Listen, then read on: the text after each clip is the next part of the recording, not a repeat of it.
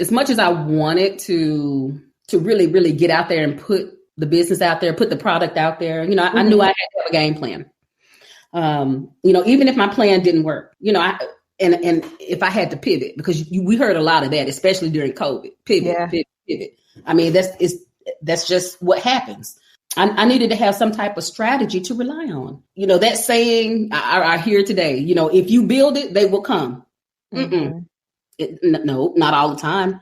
And it certainly didn't work for me. And so it's not always true. So I feel like patience is a strong characteristic that I feel that entrepreneurs should have. It should be something that they should have it in spades. And, it saved me a few times.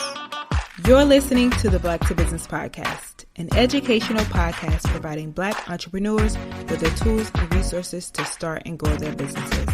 We chat with vetted Black entrepreneurs, thought leaders, and business owners as they provide tips and resources to help take your business to the next level. I'm your host, Monique T. Marshall. Welcome back.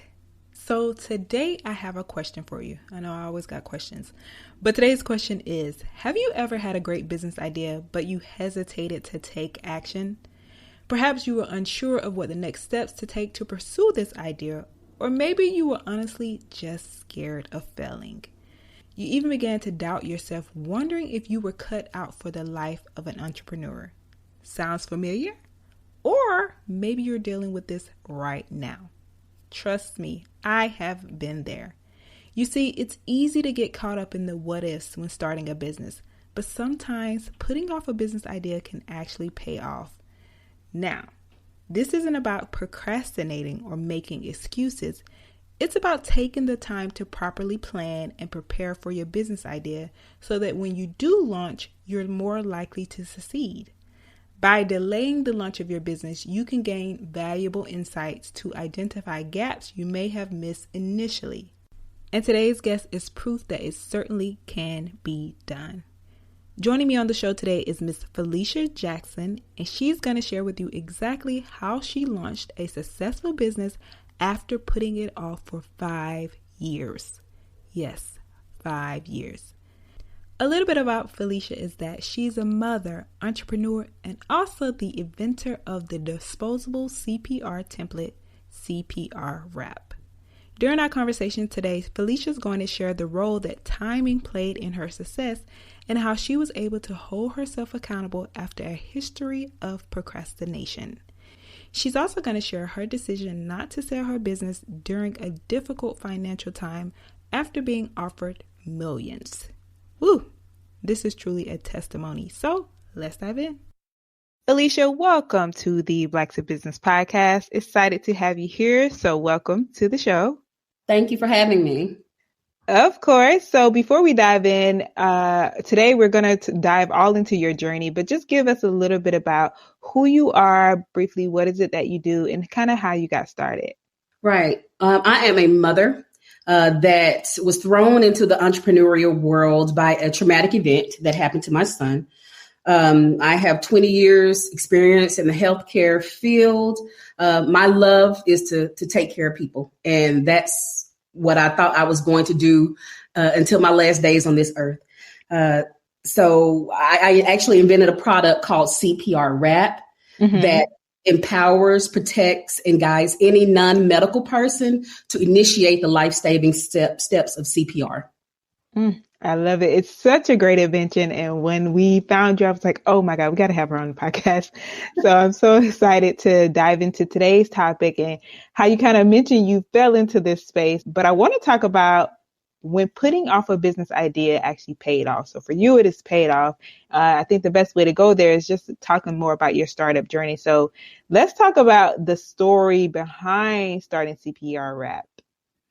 Right. So I worked in a hospital, and no one in my family ever owned a business. And of course, I never had a business degree. I had a degree in physical therapy, and that's what I was going to do. But an incident with my son happened that threw me into the entrepreneurial world. It was crazy. I remember it like it was yesterday. My son, we were driving, my family and I have two girls and one boy, 3 children, married, and we were going on a outing. And I happened to look in the back of my car, in the back seat, to check on my children. They call me the helicopter mom. I'm always checking on them. But this particular day, I noticed my baby, my son, only son, was choking. He was trying to cry, but nothing was coming out. Oh, no. And so I immediately had my husband pull over to the side of the road. We eventually made it over. It was hard. It was a lot of cars on the road that day. And we both jump out the car. He runs to the car seat, takes our son out, hands him to me because I worked in a hospital. CPR certified every year. But when I got my baby and I looked at his eyes, I forgot. I forgot all my training. I forgot everything. And so my husband saw that I was panicking, took our baby out my hands and saved his life. Wow. And from there, it was like, oh my gosh, I need to re-up on my CPR, first of all. If this could happen to me, then I know it's happening to people everywhere. Right. And that was the first day or the first day of my life that I knew that I had to do something and become an entrepreneur. I'm glad that you are able to get through that and invent this such a great product, because I definitely don't know how to do CPR. So I would not know what to do in that case. And it's just like not average person doesn't know how to do CPR. So where are we learning this? And that's why what you're doing is so great and what you produce. Thank you. Exactly. You're welcome. And so let's talk about how your experience as a medical professional really prepared you and helped you with your business. Was that beneficial in any way, or has it been? Oh, so beneficial. My environment was in the healthcare realm, and that in itself is ever evolving due to the new innovations of care. I mean, you're forever hearing about new things that are coming out in healthcare. And so, it's crazy. I would have a patient that could not walk for whatever reason, and they couldn't progress with the technology that we have today. So here I am in the corner of their room, rigging up some type of apparatus to help them walk better. In real time, that's what I did. Solving problems, it just came to me. And so, I feel like it's about being on top of your game, being a quick thinker, multitasking, and strategizing. And all of that I had to implement in the healthcare field. And it's helping me in my entrepreneurial life as well. That's awesome.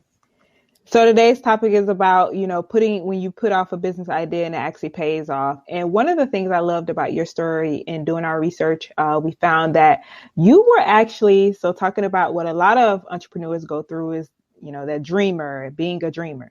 So let's talk about dream to reality. So growing up, you were a dreamer. You had a lot of business or a lot of ideas in a notebook, and they were ideas that you weren't really acting upon. And I want to talk about your experience in waiting. You actually waited about 5 years, right, before you actually started CPRWrap. Yes. A little bit longer. Yeah. Talk about that journey and, procrastinating until you finally launched. Oh, I tell people my name should be Felicia Procrastination Jackson, because that's what I did. That's all I did, but, that's my life. When you have a life outside of business, what's your goal?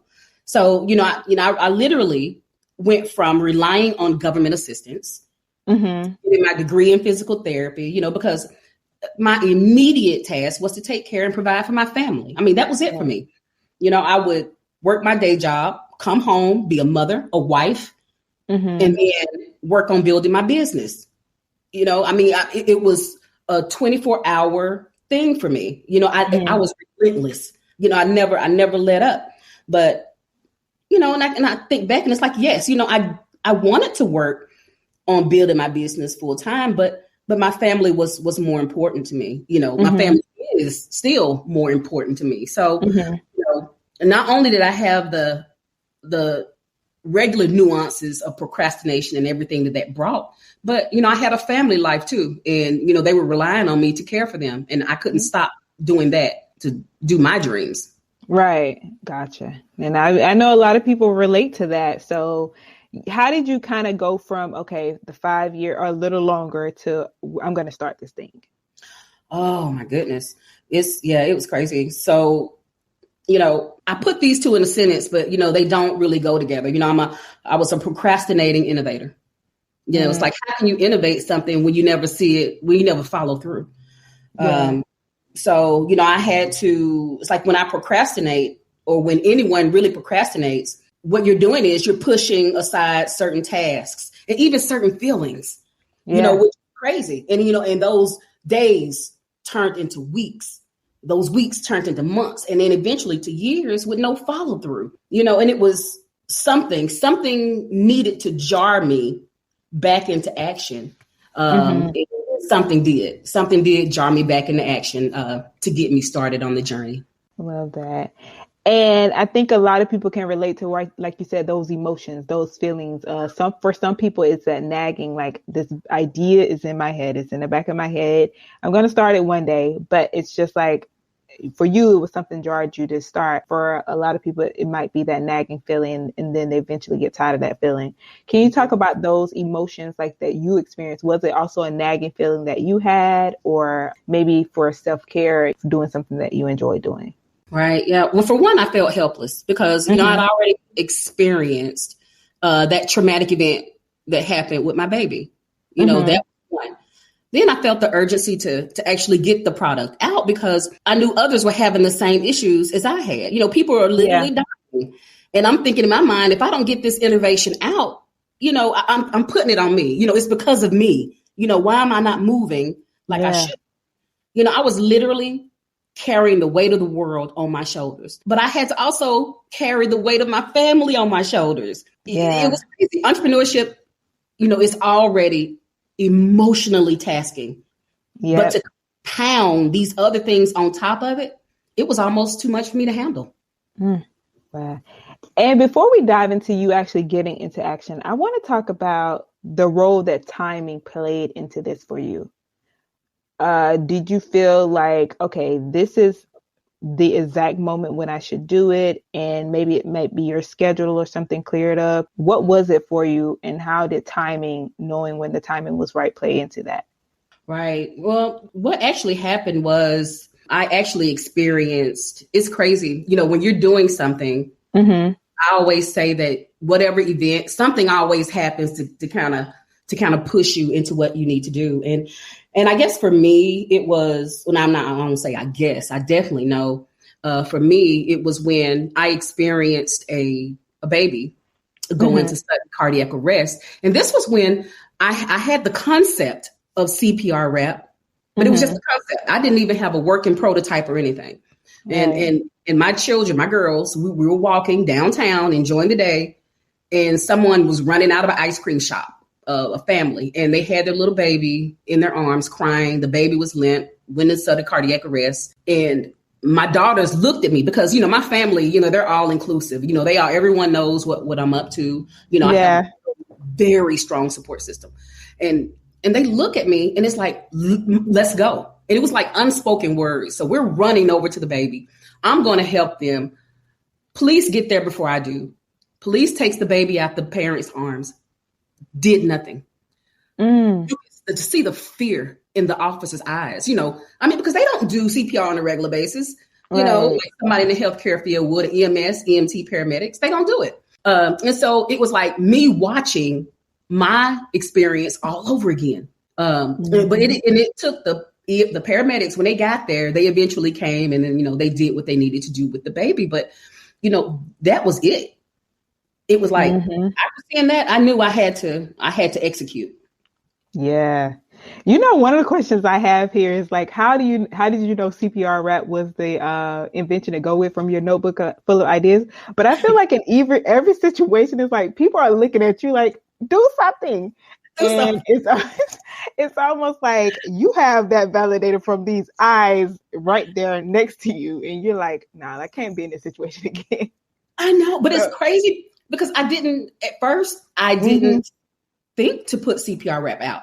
It was like, yes. It's like, okay, I got this book full of innovation and I know what happened to my son, but I was literally going to put out another invention first. Cause it was like, what is the quickest way that I could get out into the world of entrepreneurship, get a product out, didn't take much money, and then I can come back on the back end and really work on CPRWrap after I raised money with this first invention. That was going on in my head. And it was something simple. Here, procrastination crept up again. I waited, and then I saw on a television show, someone had already patented that idea. A few years after I was thinking about it. Yeah. Blew my mind. So you were like, okay, this gotta be it. Now it's like, that's a sign. Yeah. Those in the eyes looking at you like, what you gonna do? And then that's a sign. Yeah. So let's dive into actually getting into action. So what were some of those first steps that you took once you decided, okay, this is it, to go from just the idea to that conception? Right. So, oh man, it was, I call myself, I don't wait for anybody to do anything. So, I was always Googling and trying to figure out the best practice, the best way to do. But, you can be busy doing a lot of nothing, especially if you don't know what to do. But I was blessed to be in a book club with a lot of female business women. And, and I'm forever telling them about the things that I'm trying to do. And one of those women was a facilitator with a business incubator called Launch of Chattanooga at the time. And she said, Felicia, I don't want to hear no more of what you're trying to do. I want to see you do it. And she invited me to come to her class. I'm working, and all of these people were in there. They're working 9 to 5s like I am, trying to start businesses. Some of them were already business owners. And I went in there with my drawing of my product on a sheet of paper, and that was it. That was the very first time that I knew that I had to do that. And it wasn't just score a launch in Chattanooga. I did score, COLAB. I took advantage of all the resources within Chattanooga to build on the foundation that I needed to really get my business off the ground. That is amazing. And the support, you had the support there as well, because they also saw you working. Oh, yeah. So that's great. And then, so you mentioned earlier that you were like the procrastinating inventor. Yeah. So how did you hold yourself accountable to remain consistent despite this history of procrastination? I had to have people that were Team Felicia. I'm telling you, I went on LinkedIn. I started building my network. Whenever I pitched, went to networking events, I was strategic. I was strategic on the people that I wanted to reach out to, that I knew that were doing the similar things that I was doing or have. I love connecting with people that have failed and overcame, because they got stories to tell. They do.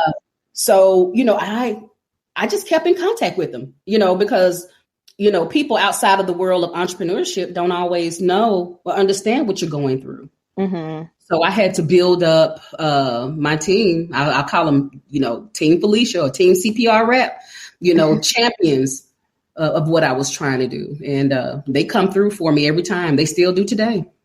Oh, that's amazing. And so how do you balance now, that the thing that's most important, like family, and then also CPRWrap, entrepreneurship? Oh, I had to learn how to do that. I mean, and I'm still working on that because, it's all about balancing your personal life, your physical life, and your mental health. Yeah. And because I want CPRWrap to be something this world has never seen before. We're trying to save lives out here. I mean, and that's the most unselfish thing any human can do is save somebody's life. So I'm trying to do all this, but I'm neglecting myself. I'm neglecting my own health. I'm neglecting my time, that I need to put towards me. I always say, make my health a KPI. I mean, I really had to learn how to do that. It's not all about it's about the business to an extent, but you have to take care of yourself in the long run, because if you're gone, who's going to run the business? Right. That's true. Yeah. Make my health a KPI. We gotta give you credit for that one when we post that.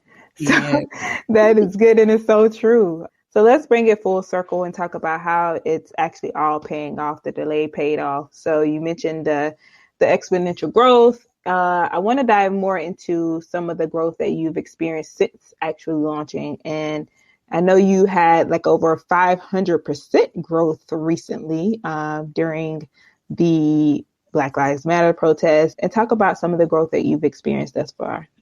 Yeah. Like what, it's been phenomenal. And I want to tell you that 500% has grown to 11,000%. Woo! Yeah, it's unreal. And I'll touch bases on that later. But that growth, like with any new innovation, especially from a person of color, there's always going to be a barrier of entrance, right? And have been working extraordinarily hard, but with having that persistence, keep pushing forward. I mean, it's actually paying off. And, we've achieved things like, features in magazines like Forbes, Black Enterprise, Inc. magazine. I love that I was chosen to pitch in front of Steve Case. He's the founder of AOL when he was doing his Rest tour. I mean, that was amazing.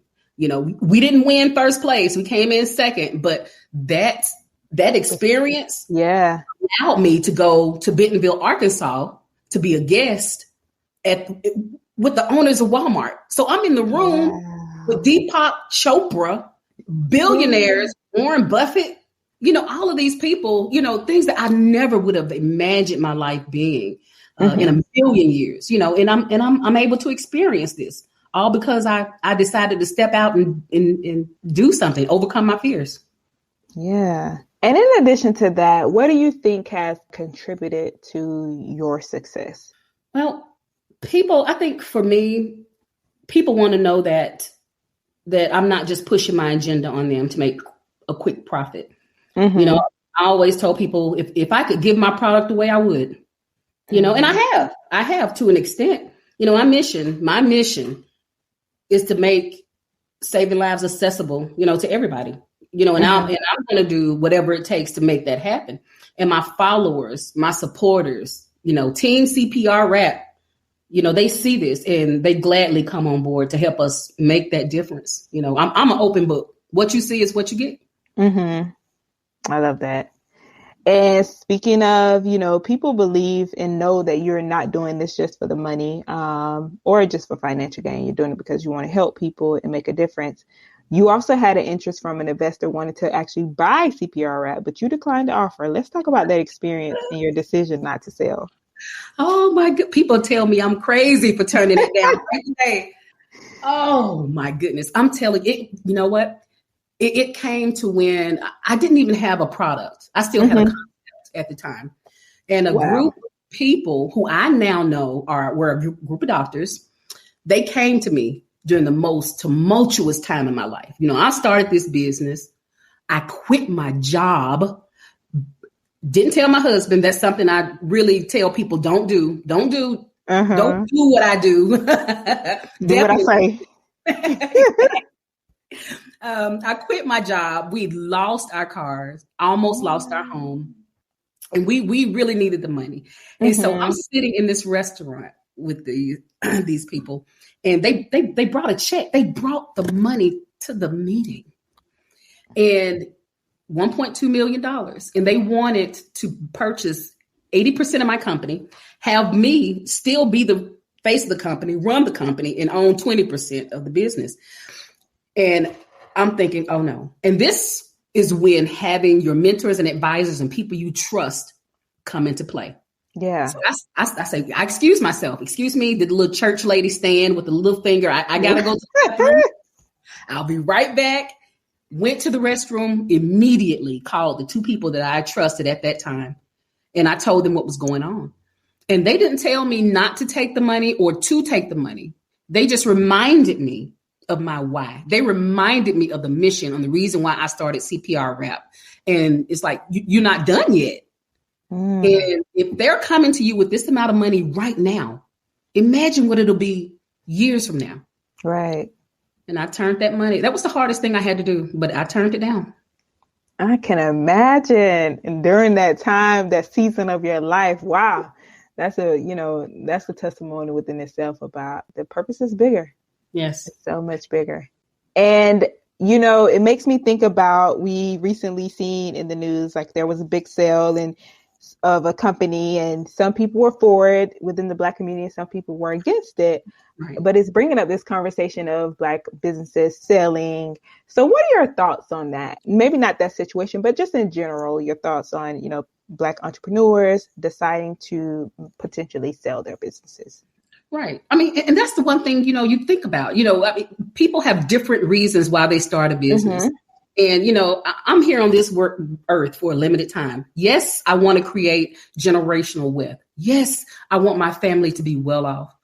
But if I feel that the mission of my product, for me personally, mm-hmm. is to push it further than what I could possibly see it. And if that requires for me to partner with the company that is aligned with my mission and my vision, that's not going to deviate from what I wanted to do, but can take it to heights unknown that I couldn't do on my own, then I'm going to partner with that company. And if it's an acquisition of my company, then yes, there's so many more things that I want to do, mm-hmm. And I can definitely do it, and I'm not going anywhere. I'm not selling my soul. I'm selling my company. I'm still here. I'm still here to give you the gems that I've learned from building my own company. I'm still here in the community, giving back mm-hmm. to the people that need it. Yeah. So I wouldn't be mad at them for me personally. I'm not.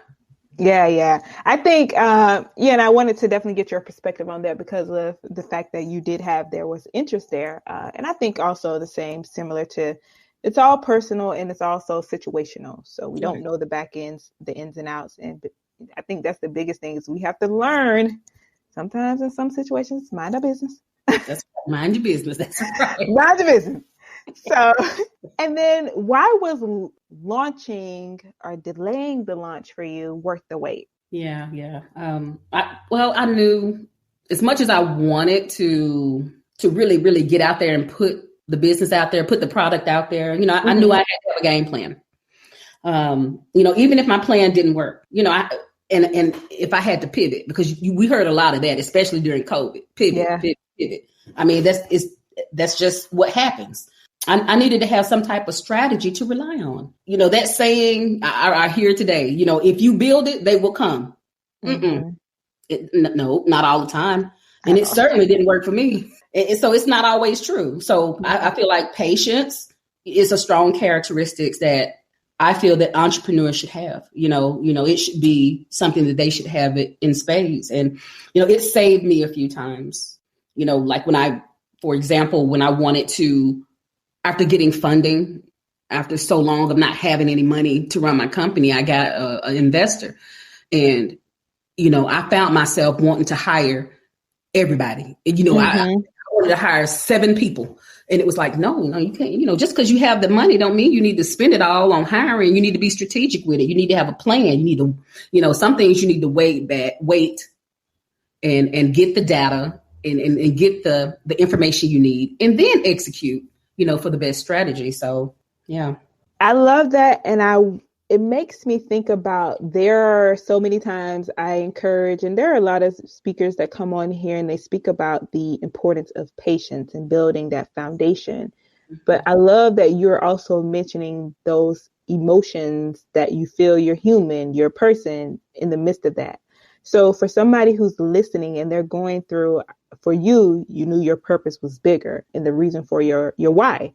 So for somebody who's going through, that tough time in business and they are saying, okay, I should do this right now because it'll give me this, but they really are wanting to focus on this business idea. Like, what would you say about, that strategy, but also those emotions dealing with that on waiting and when you're facing those hard times? Right. I always say I would rather do it the right way mm-hmm. and fail horribly than to keep putting it off because, regret is real. Regret is real, and it can wreak havoc on your mental health. And let's be real, people have real lives out here and, they're mm-hmm. working, they're surviving paycheck to paycheck. Why would they want to compromise, a steady flow of income for something that may not even take off in the first place? Yeah. So that alone will have you holding the pause button, for a long time. But if what you're doing gives you purpose in life, and you're passionate about it. I did a TEDx talk on it. Passion, purpose, and determination. Those are 3 characteristics that you need to have, and you can survive anything. You can certainly overcome, these obstacles that you're experiencing. Love that. Love it. And well said.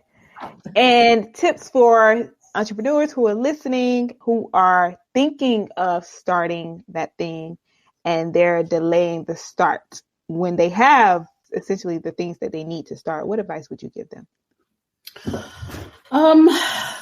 If you're thinking about delaying, I would say for any entrepreneur that is thinking about waiting, it's I feel like you never really know what's going to happen in the long run. I mean, you can't wait. I mean, you really wait on something, be it not enough capital. You don't know who will buy your product or service. I mean, you can't wait. Like I said, I would rather do and fail horribly than to not do it all. I mean, and that's how you learn. Not everyone is going to get out here and succeed. I'd rather talk to the person that went out there and failed, but got back up and did it another way and was able to overcome it than talk to the person that wins all the time. Because if you're winning all the time and you happen to fail, you don't know how to deal with that failure. You're not going to know how to deal with it. How do you pivot from it? You just got to get out there and get in it, and you can't be afraid. Don't let fear be your driver. Ooh, that's good. And you are someone who did not let fear be your driver. And I want to talk about, and it's paid off.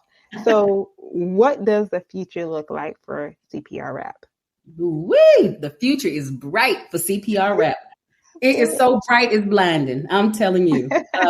In our future, I mean, I see CPRWrap kits as being mandated. I want to take this to the legislation. I want to make this like the AEDs. I want to have these in every public and private sector globally, not just here in the United States.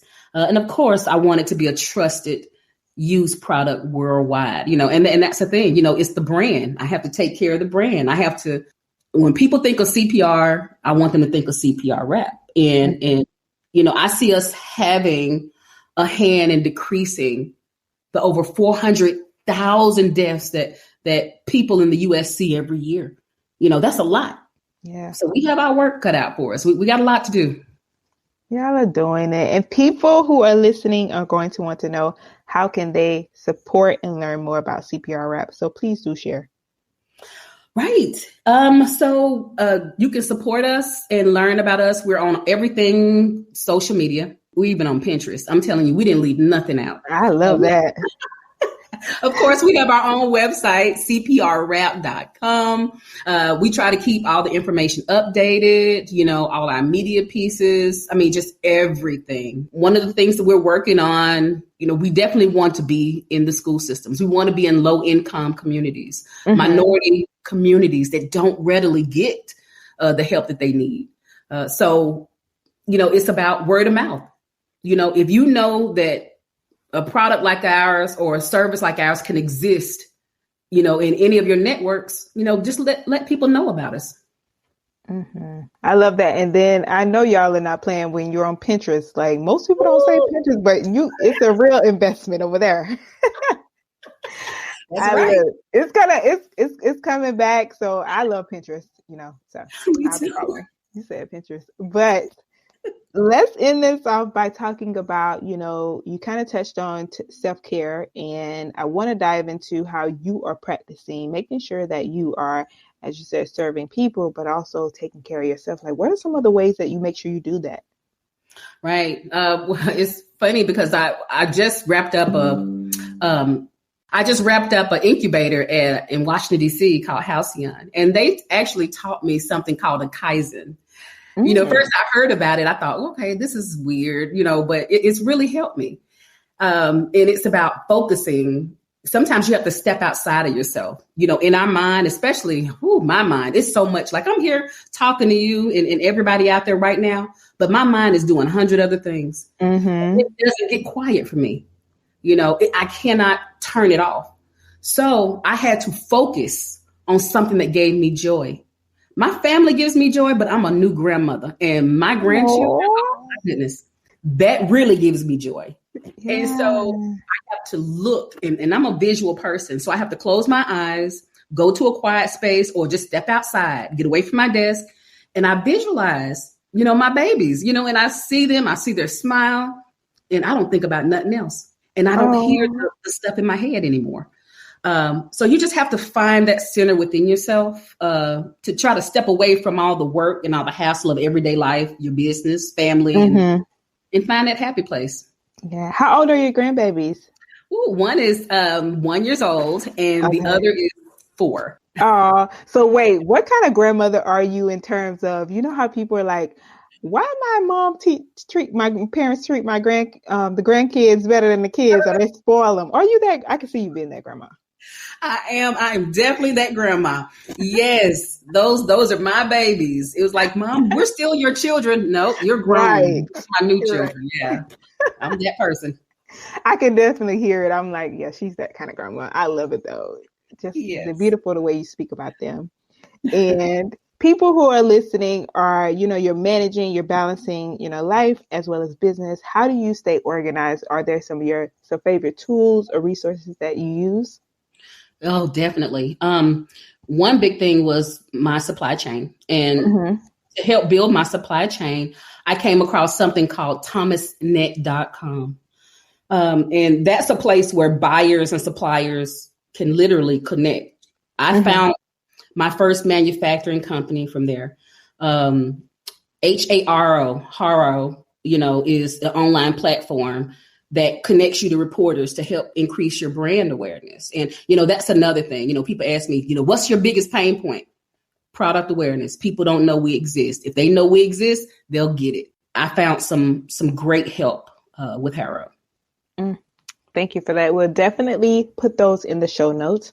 I feel like we should also have you back to talk about actually producing products. So Thomas.net is a great start. So thank you for sharing that. And then what advice would you give to someone who is in their first year of business? Oh, so I guess I would tell them to immediately, and I guess it helped me too, immediately reach out and find someone that does everything better than you, and those to me those people became my advisors and mentors. They stopped me from losing my company, from making bad choices. They stopped me from literally, I won't say jumping off a bridge, but I became depressed. I mean, if you're going to be, they say it takes a certain type of person to become an entrepreneur.